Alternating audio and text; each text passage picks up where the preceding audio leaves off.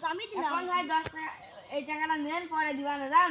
ওই এই টাকা মাল ভাই দে, জান মাল দে। হাতে জান তো ওই দে।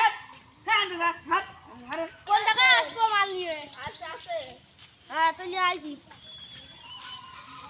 আমার ইন্ডিয়ান মাল কি রে দাও। খানা এ 20 টাকা আছে নে। না ভাই 20 টাকায় তো মাল হয় না ভাই। জান না ভাই খুব জ্বালা যাচ্ছে জান ভাই জাল ভাই। এই ভুদা টাকা দে দিনি। জান জান মন্দি। এ কোনে আসবো? এ তিন রাস্তায় মাল